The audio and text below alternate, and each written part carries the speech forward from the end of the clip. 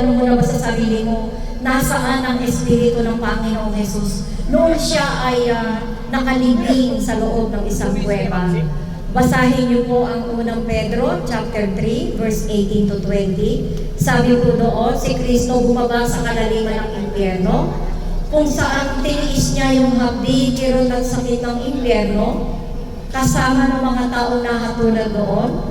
Tiniis niya yan doon sa krus ng Kalbaryo, yung kirot, sakit at hapdi para sa ating kapakanan. Yun po yung tinatawag na Great Exchange. Imbis na tayo po yung ipako, dahil tayo ay mga isinumpa sa kasalanan, inilagay niya yung sarili niya na parang nasa isang sumpa para lamang po mabayaran, matubos ang ating mga karumihan at kasalanan. At ganoon din po yung ginawa niya sa impyerno. Tiniis niya po yun upang kapag dumating tayo sa hangganan ng ating mga hirap na buhay, hindi na po natin mararanasan pa yung pong kahirapan na dinaranas ng mga espiritong nakabilanggo doon sa apoy ng impyerno. At ang ginawa niya po habang naroon siya ay nangaral. Ipinangaral niya po ang balita ng kaligtasan. Pero sino ang maniniwala sa kanya na siya ay tagapagligtas? Naroon siya sa loob ng impyerno. Maaring nilait lang siya ng mga nakabilanggong espiritu doon. Pero tingnan niyo po yung biyaya ng Diyos. Pumunta siya ng impyerno, ipinakalat niya pa rin ang pangangaral ng kanyang ebanghelyo. Kaya po napakahalaga ng pananampalataya.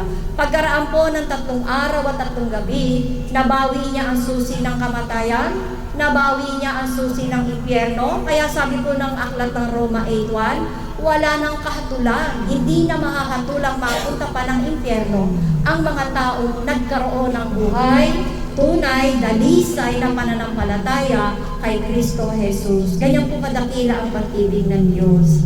Ngayon po, meron naman po siyang imbitasyon para sa bawat isa.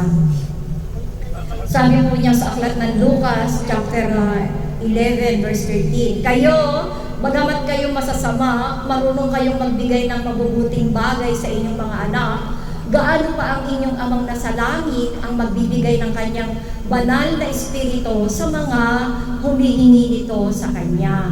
Kaya po dito, yung imbitasyon ng Diyos na buhay, ikaw mismo sa sarili mo ang hihingi niyan. Dahil hindi po kita kayang ihingi, hindi kita kayang patanggapin, hindi kita kayang isilang muli, hindi kita kayang baguhin, lalong-lalong hindi kita kayang iligtas. Ngunit si Kristo Jesus, ang buhay na salita ng Diyos, kaya-kaya kanyang patanggapin upang makatanggap ka ng banal na espiritu na ang buhay mo gagawin niyang tirahan, tahanan, pahingahan, sisidla ng kanyang walang hanggang espiritu upang magkaroon ka ng buhay na kaugnayan sa kanya. Kayang-kaya kanyang baguhin, kayang-kaya kanyang isilang muli upang ang patay na espiritu magkaroon ng buhay. Humihinga, tumitibok ang kanyang espiritu sa kaloob-looban ng iyong buhay. At kayang-kaya kanya pong iligtas dahil siya ay tagapagligtas. Naganap na po niya ang lahat ng hinihinging katubusan. Ang gagawin lang po natin ay simpleng-simpleng pananampalataya sa kadakilaang ginawa niya. Pananampalatayang siya ay Diyos na nagkatawang tao. Ginanap niya ang lahat ng hinihingi ng kautusan para sa ating katubusan.